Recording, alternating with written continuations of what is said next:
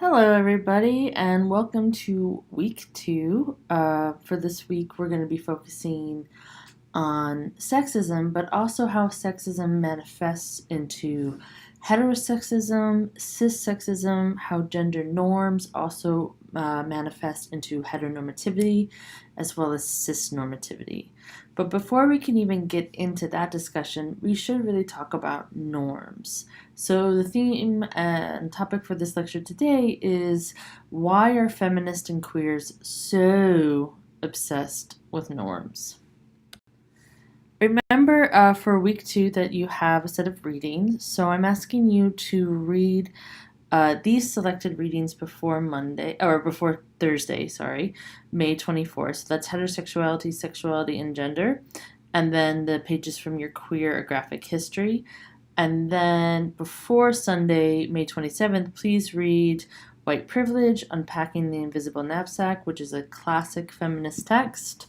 And then building upon that, two writings around heteronormativity and cisnormativity, such as the Unpacking the Invisible Knapsack 2, which really talks about heteronormativity, and cisgender privilege on the privileges of performing normative gender, as well as the page in your queer and graphic history. Your first writing assignment is also going to be due this week, and that's going to be due on Sunday. It is a photo voice, and I'm going to have a separate lecture that will go over how you should approach it and so forth. So that will be available up onto the course module. So I'll go into detail there about the assignment for this week. In the meantime, let's get into talking about norms. Now, I think many of you are familiar with norms. I mean, especially for those of you who have taken women's studies classes before, you have had to talk a lot about norms. But I do want to give just a little refresher, especially to those of you who might not have either taken a women's studies class or have taken sociology talks a lot about norms, anthropology talks about norms, cultural media studies also talk about norms. So I thought it would be good just to give a little bit of a guideline on norms, just so that we're all working on the same level. Essentially, a norm is a guideline or an expectation for human behavior, a person's behavior. And the thing is that each society makes up its own rules for behavior and decides when those rules have been violated, and then what to do about that when they get violated. Now, here's the thing about norms, is that they are not consistent, they are not stable, they change constantly. And there's an incredible amount of variety around norms. So there's a wide variety as well as manifestation of different types of norms. And they can even differ from little group to little group within the same society.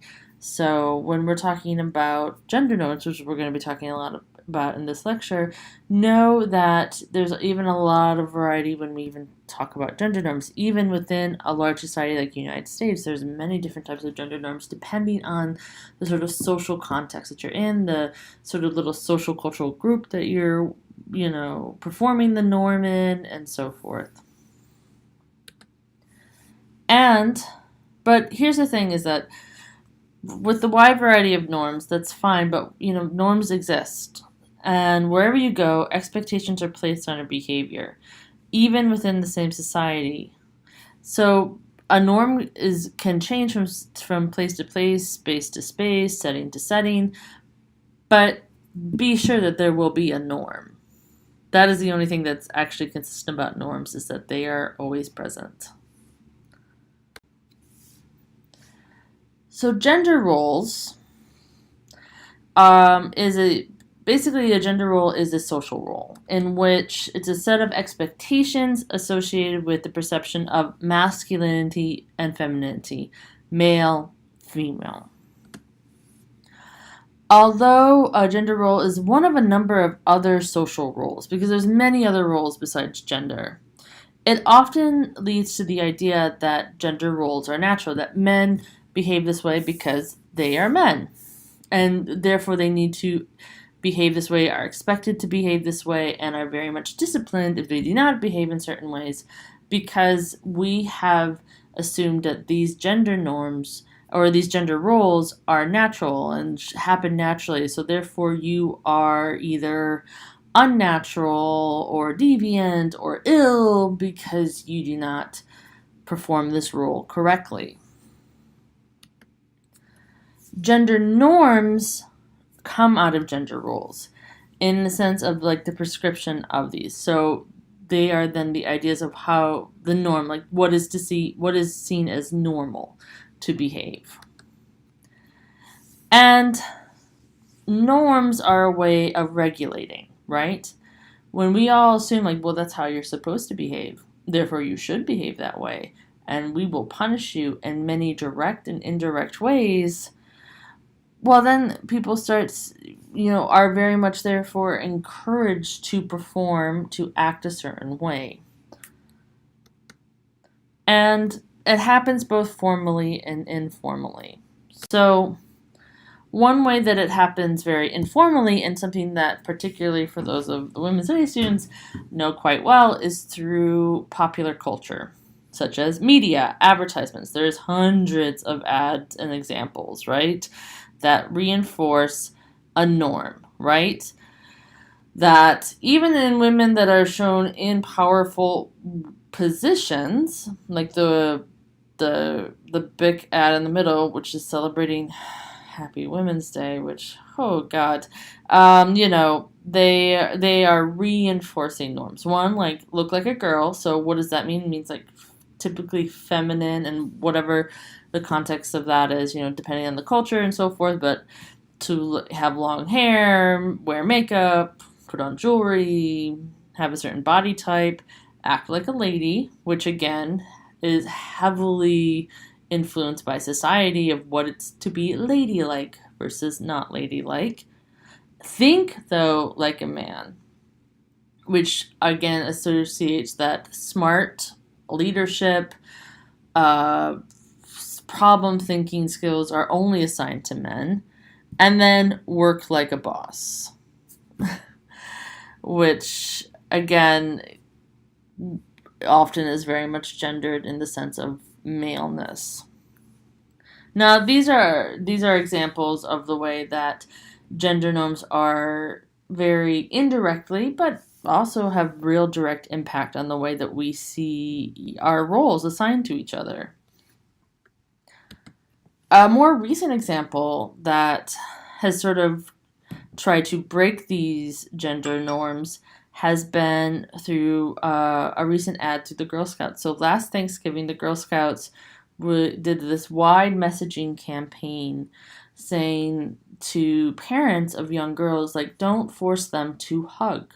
Meaning, I think all of us can, and again, this is a general assumption, but I know I've experienced this, that you go to family events and you are expected, particularly if you're a girl, to have to hug everyone, right? Or to sit on somebody's lap, even if you don't really know that person, but, it's expected of you. And to smile, to be shown, to be allowed for people to touch you when maybe you don't want to be touched. And the Girl Scouts made this a sort of intervention that, girls, especially girls, are very much pressured to do this. Now, I know that boys are also pressured, like, go hug your grandma or whatever. But there is a little bit more leeway, particularly even when boys get older. There's less pressure on them to have to engage in physical touch and affection. And, boys will be boys. And in fact, sometimes they're denied physical touch and affection. But girls are very much, and studies have shown this in parenting and childhood studies, are still forced to have to, whether they want it or not, accept physical contact from somebody. And it creates an environment where, by forcing a girl that, well, this is what people want you to do, and that it's okay even if you don't feel like having a hug or getting kissed or sitting on somebody's lap or have somebody touching your hair. Well, it comes to no surprise then later on where women, and again, this is a general statement, but it's very much something that does happen to many women. It does happen to men, but women to a much greater extent are constantly having to deal with unwanted touching. Whether it's unwanted touching by other men, but even other women. And if you refuse it, refuse the hug, or refuse the handshake, or refuse somebody like touching your hair or whatever, whether that's, your coworkers, to also just instances in public, on the bus, or whatever. Any of you who've worked in, craft services or any sort of service industry, have, particularly if you identify as being a woman, have experienced, I'm going to generally assume, unwanted touching. Even in ones that the person who's not touching you might not necessarily think of it as a sexual nature, but still, touching somebody without their consent. And therefore creates a sort of environment where women are not only expected to be able to be touched, to be fondled, to be groped, but should not complain about it, should not sort of claim their own bodily integrity and bodily space. So, what I actually highly commend the Girl Scouts for trying to challenge a norm that starts very young and it seems very innocent, right? We should hug our grandparents, right? Like, there's nothing wrong with that. And the grandparents want to hug you because they love you, right? But when you sort of put that pressure on there, it sends a message too that you're supposed to be like this. There's other examples like this as well. Women are often pressured to be pleasant, right? To smile. I don't know how many of you, but I can talk about my experiences as a woman having strangers, both men and women, but though a lot of times men saying like, "You should smile more. You have a lovely smile." Or the term resting bitch face, which I'm sure many of us in this class are familiar with, where it's like, I don't have a resting bitch face. I'm just not smiling because I don't have to smile, like, it's not necessarily something that I want to do right now. It doesn't mean that I'm upset or angry. I don't need to smile all the time. But there's incredible amounts of pressures for women to perform a certain way, right? To not only be touched, but to be smiling, to be, cheerful, when I just want to go to the grocery store, right? And get my things and leave, etc. So getting on from these examples that I'm talking about, it's the reason why feminists and as well queers focus on gender norms is because the power that gender norms have on society. So again, social norms are a part of the way in which gender power inequalities are maintained, right? Just for something as simple as that little girls are expected to be hugged and not complain and to always be, that leads into that women are allowed to be touched without consent, that women are open to touching.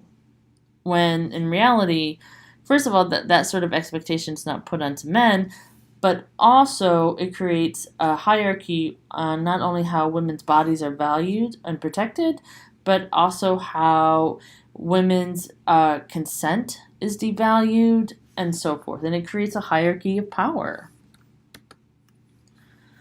And therefore, norms aren't just, simple things that we can complain about. They're more than that because they really go to the heart of power inequalities.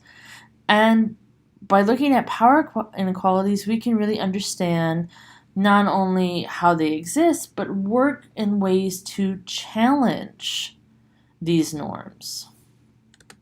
And that's why feminism, women's studies, queer studies, queer theory interrogates gender norms in a variety of ways. It is a very core part of our scholarship.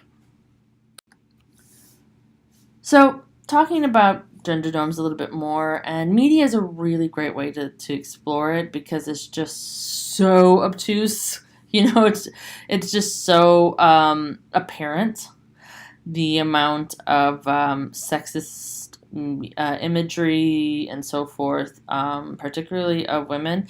If you Google, sexualization in advertisements, you will get hundreds and hundreds of ads like these, right? And for those of you, again, who are women's studies students or have taken a class looking at media studies and gender, these examples are you're very familiar with, right? But here's the thing, is that they're not only sharing these gender norms that which, hypersexualize women, they also sort of create a story around sex itself.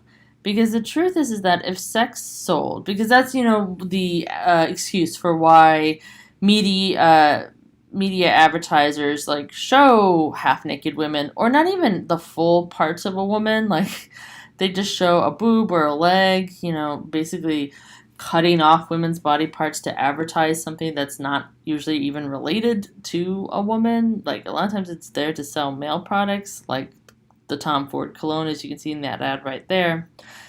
But okay, so sex sells. So that's how media advertisers, their whole point is to make a lot of money. But if sex actually sold as much as they said, well, most, women make up the dominant, and growing more and more consumers.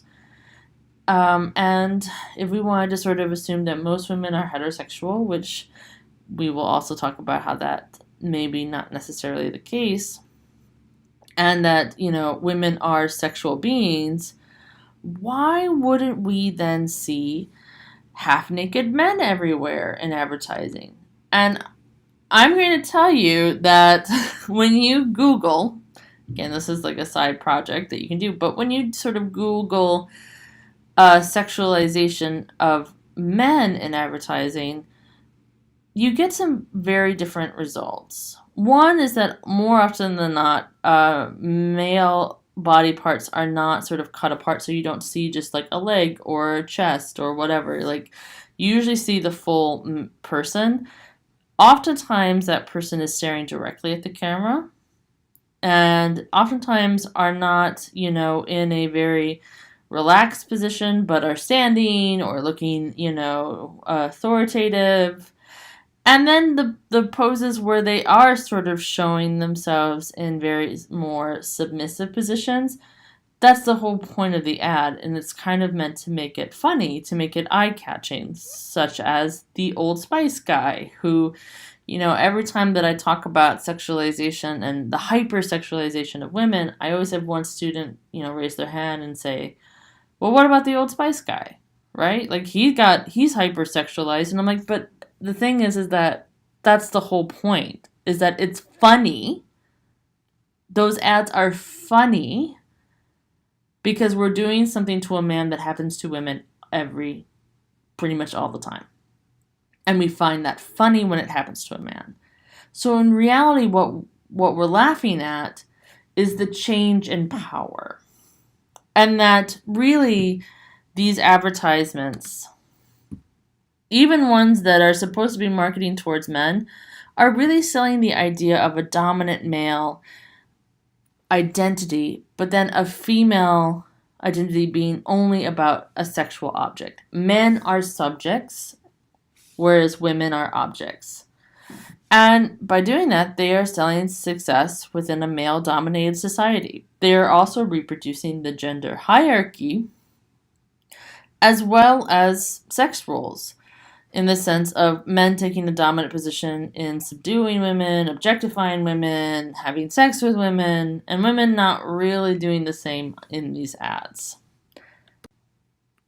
And this gets into queer interventions and feminist theorizing around norms, because the feminists have really laid the groundwork very well on how gender norms have led to incredible amounts of gendered inequality and so forth. But at the same time, as I've said before in last week's lecture, feminism is not, perfect, and there's a lot of blind spots. And that's where queer theorists, have sort of intervened and sort of pushed the conversation that feminists have had around gender norms to looking at more sort of challenging the sort of binary constructions on gender, that it's not just about that men are seen as like authoritative and objects, and all the other gender norms that go into being male and masculinity, and that women are hypersexualized, they're seen as subjects, they're seen as weaker or inferior and so forth. That is much more than that binary, first of all, but also that you can't talk about these two, the gender norms without talking about sex and sexuality, because they are tied into it. Because the gendered hierarchy that feminists have really sort of talked about a lot and have really made amazing strides in discussing this is also a sexual hierarchy, in which heterosexuality particularly is seen as the norm and is used to oppress other sex or sexual orientations or sexual expressions and desires or sexual acts as being either deviant or what you should be doing, dangerous, or abnormal. Okay, so a great example of what I'm talking about is Barbie. Now, Barbie makes herself such an easy target, right? All that pink, all that tulle. I mean, it's too much. But okay, all joking aside, Barbie through the years has been rightfully so critiqued by feminist scholars, activists, and so forth around not only reinforcing unrealistic norms onto women, but also very dangerous norms. Like one argument that has been brought forward a lot about Barbie is her unrealistic body, right? A real person, if you put Barbie's proportions on a real person, would look like a horrifying alien, right? Who wouldn't probably walk or be able to breathe because the chest wouldn't support the body. But but then here's this doll that little girls look at and can explore. And, many childhood psychologists, sociologists, and so forth have rightfully said that Barbie's impact on girls' sense of self, sense of their bodies, has been very warped by Barbie. As if, they're supposed to live to this expectation, an expectation that cannot even physically exist to begin with. But there's other critiques around Barbie as well. It's not only her ridiculous body, but then also, Barbie's not only a little doll, but she sells a lifestyle, right? There's always accessories with Barbie, and there's hundreds of different types of Barbies out there, in the sense of Barbie as an astronaut, Barbie as a veterinarian, Barbie as a teacher. And for a long time, a lot of these jobs were very limiting and more focused on Barbie being very pretty in those jobs than the actual sort of realistic representation of those jobs. Like one example is, I remember when I was a kid, there was Astronaut Barbie, where she was wearing a very form-fitting astronaut like spandex suit, all hot pink, right? Because that's how you do it.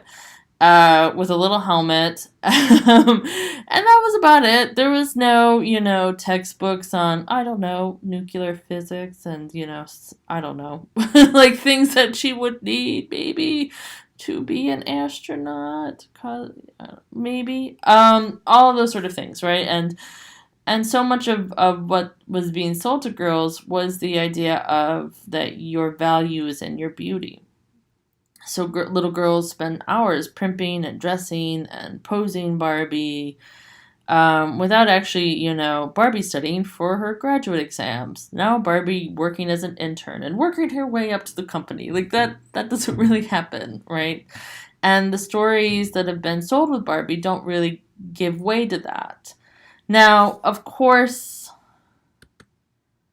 there has been a lot of change with Barbie, and I think because Barbie is just such a really painful target, that's why these changes have occurred. And the makers of Barbie, Mattel, have responded in the sense of not only the criticisms around Barbie's body shapes, right? So there's like all new shapes for Barbies where you have just different body sizes and proportions, but also racial representation.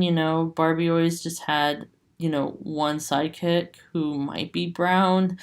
And then, of course, Barbie did have the black Barbie, which was just basically Barbie with a darker skin tone. But now there's also different facial shapes as well. And that's really an effort by Mattel to bring in more diversity into the Barbie, to maybe change the image of the Barbie, make it more in line with the needs and desires of the 21st century.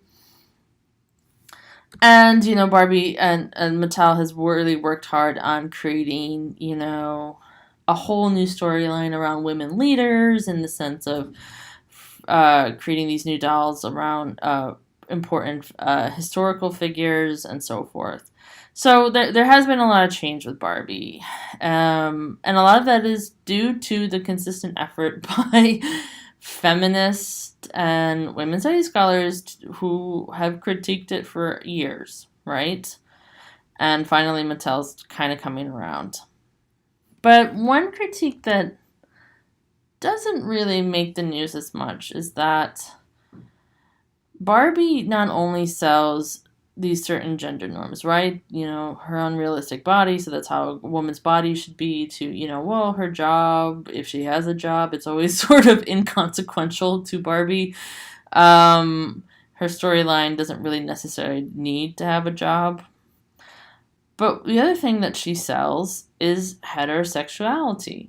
So Barbie always has her boyfriend, Ken. And it's marketed that. Like, pretty much everybody knows that Ken is Barbie's boyfriend. And in that, if you go down any toy aisle today, you will always find a wedding Barbie and Ken. Like, you might not find all the different Kens, and there's not that much variety in regards to Ken, much less than what there is now for Barbie, but you will at least find a wedding Ken. Right? And now, I know one of the natures of Ken is that he's always Barbie's sidekick. Like, he is, like many other things, an accessory to Barbie. But at the same time, always it's about marriage in their relationship. That they are boyfriend and girlfriend, they will get married or assume to be getting married, and then they have children. It creates a storyline, right? That this is what's normal, right? Barbie has a boyfriend named Ken. They get married because, of course, Barbie wasn't having sex outside of marriage, and neither was Ken. And then they get married, and then they have children. And it creates another sort of norm, right? It sort of reinforces another norm. That heterosexuality is the ultimate goal. Not only heterosexuality, but a certain sort of form, a monogamous marriage, sex only inside that marriage, and that children should come out of that marriage. All of this then creates a hierarchy in the sense of not only does that Barbie not only reinforces these feminine roles, but also these sexual roles, and they go hand in hand. You can't really separate the hypersexualization of Barbie, which she is very hypersexualized, especially older versions of Barbie, without also the way that she reinforces heterosexuality in a particular form of heterosexuality, which is very much about monogamy and that, you only get married so that you can have a baby and so forth. And this will lead us on into our next class discussion, which is going to be talking about the links between sexism to heterosexism. Again, this idea that's based very much on heteronormativity, the idea that heterosexuality, a particular form of heterosexuality, is the norm and anything outside of that is wrong, but also leads to cissexism and the idea of cisnormativity, that being cisgendered is the norm. So we're also going to be talking about in the next lecture around gender normativity and how that leads to heteronormativity, so continuing the conversations, but also how gender normativity leads to cisnormativity.